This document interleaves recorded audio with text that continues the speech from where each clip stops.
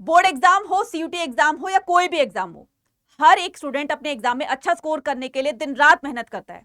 लेकिन अगर वही मेहनत बिना स्ट्रेटेजी के, बिना प्लानिंग के, बिना किसी सही डायरेक्शन के की जाए तो वो सक्सेस मिलते मिलते रह जाती है। यानी कि जो आपने एक्सपेक्ट किया था कि मेरे एग्जाम में इतने मार्क्स आ सकते हैं, कहीं ना कहीं एक गलत स्ट्रेटेजी की वजह से, एक गलत डायरेक्शन में प्रिपरेशन करने की वजह से आप पीछे रह जाते हो। तो अगर आप एक ह्यूमैनिटी स्टूडेंट है, अगर आप क्लास 12th बोर्ड एग्जाम में फुल स्कोर करना चाहते हैं, तो ये वीडियो आपके लिए बहुत इंपॉर्टेंट होने वाली है, क्योंकि इस वीडियो के अंदर आपको सीक्रेट पता चलने वाला है जिससे कि आप अपने बोर्ड एग्जाम में फुल स्कोर कर सकते हो। तो बस इस सीक्रेट को जानने के लिए वीडियो को एंड तक देखना है, और अगर आप चैनल पर हैं तो चैनल को सब्सक्राइब जरूर करना है और इस वीडियो को ज्यादा से ज्यादा अपने लीडर तक शेयर भी कर देना है। So welcome to humanities Adda 24/7। This is Anita Sharma. How to score 500 out of 500 class 12th board exam, complete guidance. तो सबसे पहले हम क्या करना है, सबसे पहले हमें एनसीईआरटी को क्या करना है, एनसीईआरटी को पढ़ा करना है। ठीक है, सो एनसीईआरटी हमारे पास एक वो सक्सेस की चाबी है जिससे हम अपनी किस्मत के दरवाजे खोल सकते हैं, यानी कि बोर्ड एग्जाम में फुल स्कोर ला सकते हैं। कैसे? तो read NCERT line by line. आपको ही पता है कि अब सीबीएसई ने पहले वाला पैटर्न बिल्कुल छोड़ दिया है। जो पहले आपके चैप्टर के बैक एक्सरसाइज से क्वेश्चन पूछे जाते हैं, डिट्टो पूछे जाते हैं, अब वो पैटर्न बिल्कुल चेंज हो गया है।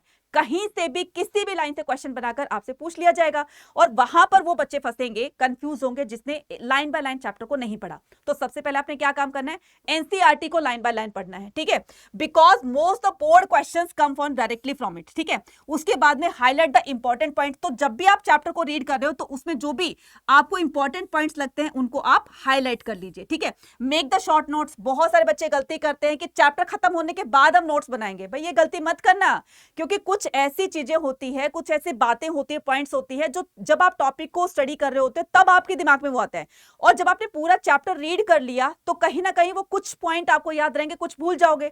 तो टॉपिक्स जब आप क्लियर कर रहे हो, कॉन्सेप्ट्स क्लियर कर रहे हो, तो साथ साथ में नोट्स बनाते जाइए। अपनी एक नोटबुक रख लीजिए, उसमें जो भी आपको इंपॉर्टेंट लगता है उसको फटाफट फटाफट से लिख जाइए।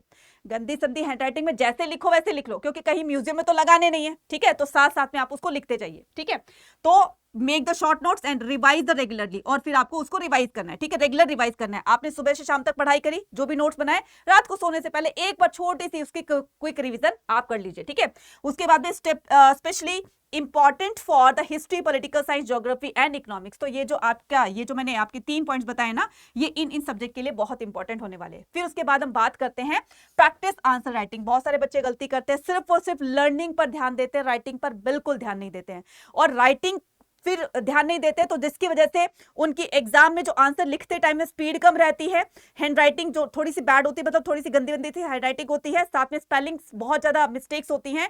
तो ये सारी चीजें तभी सही हो सकती है जब आप स्टार्टिंग से ही क्वेश्चन के आंसर्स को लिखने की प्रैक्टिस करो। इससे क्या हो जाएगा, स्पीड बढ़ेगी आपकी राइटिंग की, साथ में एक्यूरेसी यानी कि जो स्पेलिंग मिस्टेक्स होती हैं वो भी आपकी कम हो जाएंगी, और साथ साथ में आपके जो क्वेश्चन लिखने का तरीका है वो भी आपको समझ में आ जाएगा, हैंडराइटिंग भी सुधर जाएगी। तो सारे के सारे बेनिफिट्स आपके राइटिंग पर ही बेस्ड होते हैं, right. So knowing answer is not enough. ठीक है, तो यहां पर आंसर को जानना ही इनफ नहीं है, तो आंसर को लिखना भी बहुत ज्यादा इंपॉर्टेंट होता है। ठीक है, सो प्रेजेंटेशन मैटर्स, प्रेजेंटेशन मैटर करती है। Right the answer in point. हमेशा अपने आंसर को क्या करना है, पॉइंट्स में लिखना है। अब मैं आपको जो तरीका बता रही हूं उसको ध्यान से सुनना, ध्यान से देखना उसको मैं क्या बता रही हूं। तो आपके पास जैसे आपने अपने आंसर शीट में क्या करना है, अपने आंसर शीट में आपने अपने आंसर्स को लिखना है। तो आंसर प्रेजेंट करने का तरीका क्या होगा, तो सबसे पहले आप क्वेश्चन को पढ़ करके ये पता लगाइए, ये समझने की कोशिश कीजिए कि क्वेश्चन में क्या पूछा गया है। ठीक है, और उसको अपना एक हेडिंग बना दीजिए। तो आपने क्या किया, क्वेश्चन में पूछा गया है तो सबसे पहले आपने उसका इंट्रोडक्शन पार्ट कर दिया। ठीक है, 2 से 3 लाइन्स के अंदर आपने उसके इंट्रोडक्शन लाइन में आपने उसको लिख दिया।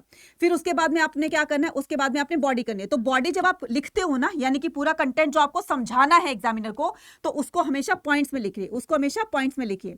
जब ये पूरा का पूरा पॉइंट्स में लिख लेते हैं, अपने आंसर को कंप्लीट कर देते हैं, तो पूरे आंसर का एक कंक्लूजन यहां पर डाल दीजिए। ठीक है, पूरे आंसर का एक कंक्लूजन यहां पर लिख दीजिए, वो भी आपके 2 से 3 लाइंस के अंदर, वो भी आपके 2 से 3 लाइंस के अंदर। तो ये आंसर को प्रेजेंट करने का तरीका होता है, और जहां पर डायग्राम्स रिक्वायर्ड होते हैं तो वहां पर डायग्राम्स ही बना दीजिए। तो इससे क्या होगा, एग्जामिनर आपके आंसर्स को देखकर एकदम इंप्रेस हो जाएगा। और आजकल तो आपको पता है कि इस साल से आपके जो बोर्ड एग्जाम की जो चेकिंग है वो डिजिटल हो गई है।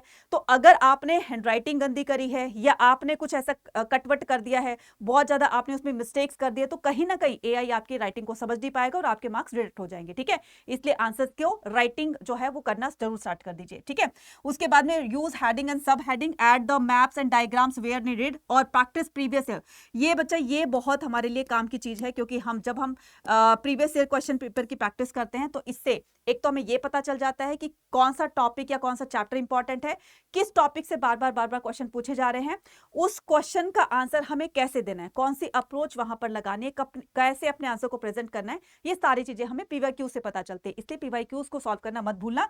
Good presentation can increase your marks easily, right. उसके बाद में मेक रिवीजन शेड्यूल। तो बच्चा बहुत सारे बच्चे ठीक है लर्न कर लेते हैं, ठीक है आपने राइटिंग प्रैक्टिस भी कर लिया, आपने लर्न भी कर लिया, आपने कॉन्सेप्ट को अच्छे से भी कर लिया, लेकिन यहाँ पर रिवीजन ना करने की वजह से कहीं ना कहीं वो चीजें फिर हम भूल जाते हैं। तो रिवाइज करने का सबसे एक जो सही तरीका होता है, तो वो तो एक तो हो गया कि day to day, same day, है ना। तो जो आपने सुबह से शाम तक पढ़ा तो आपने सेम डे रिवाइज कर लिया। ठीक है, उसके बाद में क्या होता है, थोड़ा थोड़ा गैप देकर के 2 से 3 दिन गैप देकर के आप उन चीजों को रिवाइज कीजिए। ठीक है, तो यहां पर क्या करना है, रिवीजन। अब इसके लिए मैंने एक रिवीजन शेड्यूल बना दिया, इसको फॉलो करना है, जिससे आप 90+ मार्क्स जो है वो स्कोर कर सकते हो।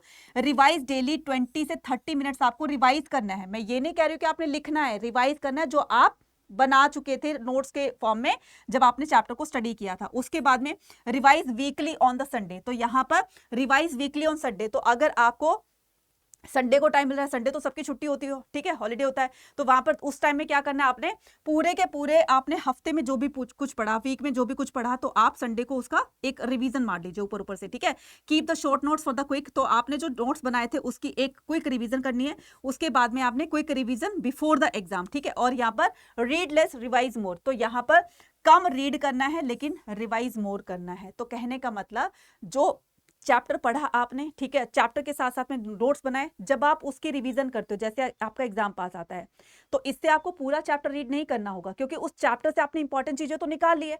तो अब इस इंपॉर्टेंट चीजों को हमें देखना है, उस इंपॉर्टेंट चीजों को हमें रिवाइज करना है, ताकि वो हमारे प्रिपरेशन में एक थोड़ा सा और ज्यादा इफेक्ट डाल सके और हमें सारी चीजें जो है वो याद आती जाए, रिकॉल होती जाए, जिससे कि हम अपने एग्जाम में अच्छा स्कोर कर सकते हैं। ठीक है, उसके बाद में यहाँ पर solve the sample paper and PYQs. बच्चे ये बहुत इंपॉर्टेंट होते हैं।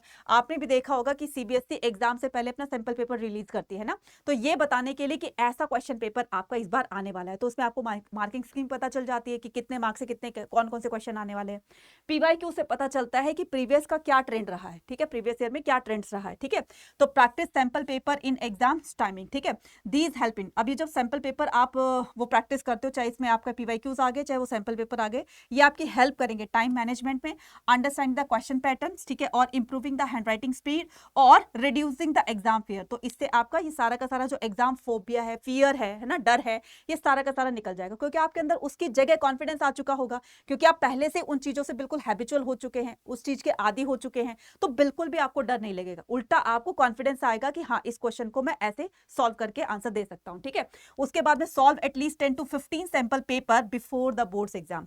तो आपको 10 से 15 सैंपल पेपर्स आपको सॉल्व करके देखने हैं। तो इससे बचा, और कहीं से कोई क्वेश्चन नहीं आते हैं, कहीं से कोई क्वेश्चन नहीं आएंगे। अगर आपने सैंपल पेपर को 10 से 15 सैंपल पेपर आपने सॉल्व कर लिए, बस उन्हीं के बीच में से ही क्वेश्चन आपके फ्रेम कर दिए जाएंगे। और हाँ, हो सकता है कि थोड़ी सी वर्डिंग्स चेंज कर दे, लेकिन आते यहीं से है। ठीक है, तो सैंपल पेपर और पीवाईक्यूज को आपने जरूर सॉल्व करना है। ठीक है, सो उसके बाद में यहाँ पर stay consistent and avoid the backlogs. बच्चा बैकलॉग्स जो होते हैं ना, ये स्टूडेंट को बहुत परेशान करती है। एक दिन मिस करने का मतलब है कि आपके आने वाले जो भी आपके डेज होंगे, उनके जो भी टॉपिक जो है टीचर्स कराएंगी, तो कहीं ना कहीं उनकी कनेक्टिविटी ब्रेक हो जाती है ना, इसलिए आपको बैकलॉग जो है बिल्कुल नहीं बनने देना है। सेम डे अगर टीचर ने पढ़ा है उसको रिवाइज कर लो। अगर कोई अर्जेंसी आ गई है, आपने वो टॉपिक नहीं टीचर्स के साथ पढ़ा है, तो आप उसकी रिकॉर्डेड फॉर्म में देख सकते हो उसको। ठीक है, तो इससे आप टीचर्स के पैरेलल चलते रहोगे, साथ साथ चलते रहोगे और आपकी बैकलॉग्स नहीं बनेगी। ठीक है, तो कोशिश करना है उसको ना बनने दे। तो study daily even the only 4 to 5 focused hour. तो आपको चाहे आप 4 से 5 घंटे पढ़ो, लेकिन वो फोकस्ड होकर पढ़ना है। Do not wait for the last month. Last month का बिल्कुल वेट मत करना कि यार अभी तो हमारे बोर्ड एग्जाम फैब में स्टार्ट है, जनवरी से पढ़ना स्टार्ट करेंगे या दिसंबर से पढ़ना स्टार्ट करेंगे। ये गलती मत करना, ये क्राइम मत करना। अभी से जो बच्चा स्टार्टिंग से तैयारी करते हुए चलता है ना कि मुझे बोर्ड एग्जाम में अच्छा स्कोर करना है, तो उसके लिए थोड़ी सी हमें अभी से मैं तैयारी कर लूं तो बाद में मुझे इतना बर्डन फेस नहीं करना पड़ेगा, ठीक है। तो ये है। उसके बाद में क्लियर द डाउट्स क्विकली, जो भी आपके डाउट्स होते हैं उसको हैंड टू हैंड उसको क्या कर लो, उसको बिल्कुल क्लियर कर लो। Avoid the mobile distraction during the study time. तो ये जो डिस्ट्रक्शन, सबसे ज्यादा डिस्ट्रक्शन का जो काम करता है ना वो मोबाइल फोन करता है। तो जब भी आप पढ़ने बैठते हो फोन को साइलेंट मोड पर रख करके थोड़ा सा अपने आप को दूर कर दीजिए, दूर रख लीजिए या उसको थोड़ा सा उल्टा करके रख दीजिए।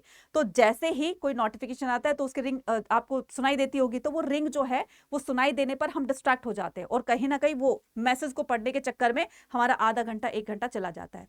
तो आपको क्या करना है, अपने मोबाइल फोन को अपने से थोड़ी देर के लिए जुदा कर देना है, दूर कर देना है। Consistency beats the last minute studying. तो यहाँ पर जो कंसिस्टेंसी जिस बच्चे की होती है वो लास्ट मिनट पर जो है वो अच्छा सा स्कोर करके अपने एग्जाम में अपने एग्जाम को क्रैक कर सकता है। तो consistency beats the last minute. तो कंसिस्टेंसी जो होती है लास्ट मोमेंट पर, जो एक पैनिक वाली सिचुएशन होती है, जो स्ट्रेस वाली सिचुएशन होती है, तो वो बच्चे बिल्कुल स्ट्रेस नहीं होंगे जो बच्चे अपने पहले से तैयारी कर चुके होते हैं। तो अगर आपको इसका वन स्टॉप सोल्यूशन चाहिए तो ये है इसका वन स्टॉप सोल्यूशन, ठीक है, जिसमें आपको class 12 board exam plus CUET दोनों की प्रिपरेशन करवाई जा रही है। तो बच्चा आज इसके लिए सेल लाइव हो चुकी है, तो 40% के डिस्काउंट को अवेल करने के लिए, ठीक है, आप इन बैच को एनरोल कर सकते हो, ठीक है। और अवेल करने के लिए, मैक्सिमम डिस्काउंट पाने के लिए कूपन कोड यूज करना है आपने Y489। ये है बच्चा महापैक प्रो, जिसके अंदर आपको फिजिकल बुक मिलेगी, जिसके अंदर आपको ये सारे के सारी चीजें मिलने वाली है। सीयूटी डोमेन की बुक, सीयूटी पीवाईक्यू बुक्स, ठीक है, और आपके सीयूटी के मॉक टेस्ट और सीयूटी के पीवाईक्यूज मॉक्स, सारी की सारी चीजें आपको बुक के फॉर्म में यहाँ पर मिलने वाली है। यहाँ पर मिलेगी आपको बुक, ई बुक। तो यहाँ पर प्रिंटेड बुक आपको फिजिकल मिलेगी, तो यहाँ पर ई बुक मिलेगी। और ये है हमारा आरंभ 2.0 बैच, जिसमें ऑलरेडी क्लासेस जो है वो स्टार्ट हो चुके हैं। तो जल्दी से जाकर के तीनों में से किसी में भी आप एनरोल कर सकते हो, और ये कोड लगाना है आपने, जिसमें आपको डिस्काउंट भी मिल जाएगा, आप एनरोल भी कर लोगे। और ये मेरा क्या है, टेलीग्राम चैनल है, तो आप इसको भी ज्वाइन कर सकते हो। तो ये आपको कहां पर मिलेगा, ये आपको अड्डा 24/7 की ऐप पर मिलेगा। तो अड्डा 24/7 की एप्लीकेशन को फटाफट से डाउनलोड कर लो। बहुत सारे बच्चे एनरोल कर चुके हैं, जो बच्चे वाकई में सीरियस हैं, जो अपने लिए, अपने पेरेंट्स के लिए कुछ करना चाहते हैं, अभी से सीरियस हो जाओ, लग जाओ, और हम तो पढ़ाने के लिए तैयार है। बस आपको यहाँ पर एक कदम आना है, यहाँ पर आर्ट्स पे क्लिक करना है। आर्ट्स पे क्लिक करने के बाद फॉर एग्जांपल मुझे ये बुक वाला चाहिए, ताकि बुक में क्वेश्चन मेरे सामने हो और मैं उन चीजों पर अच्छे से पकड़ बना करके अपने क्वेश्चन की प्रैक्टिस कर सकूं। तो कॉन्सेप्ट, क्लैरिटी, सब कुछ आपको उस बुक के अंदर मिलेगा, ठीक है। तो यहाँ पर हम बाय नाउ करेंगे। बाय नाउ करने के लिए और डिस्काउंट पाने के लिए Y489 कूपन कोड यूज करेंगे, जिससे हमें डिस्काउंट भी मिल जाएगा। और हम कल से अपनी सीयूटी प्लस बोर्ड एग्जाम की तैयारी, हम एक साथ दोनों एग्जाम की तैयारी ऐसे कर पाएंगे, ठीक है। तो आपने क्या करना है, Y489 कूपन कोड लगाना है और कल से हमारे साथ अपनी सीयूटी प्लस बोर्ड एग्जाम की तैयारी स्टार्ट कर देनी है। तो बस ये कूपन कोड लगाना है, ठीक है। फिर ये आपका महापैक प्रो आपको इतने का पड़ जाएगा। और इसकी सबसे बड़ी खास बात ये है कि पूरे सीयूटी एग्जाम तक आपकी क्लासेस चलती रहेंगी, 13 मंथ तक इसकी वैलिडिटी है। तो रेगुलर आप जब कंसिस्टेंसी बनाकर रखोगे, रेगुलर आपको टीचर पढ़ाएगी, तो आप हर एक क्वेश्चन को चुटकी में सॉल्व कर सकते हो, चाहे वो बोर्ड एग्जाम हो, चाहे वो सीयूटी एग्जाम हो। इसके अलावा अगर आपका कोई भी डाउट है, नीचे एक गूगल फॉर्म दिया गया डिस्क्रिप्शन बॉक्स में, आप उसको फिल करके अपने डाउट्स हमसे क्लियर कर सकते हो। Thank you and all the very best.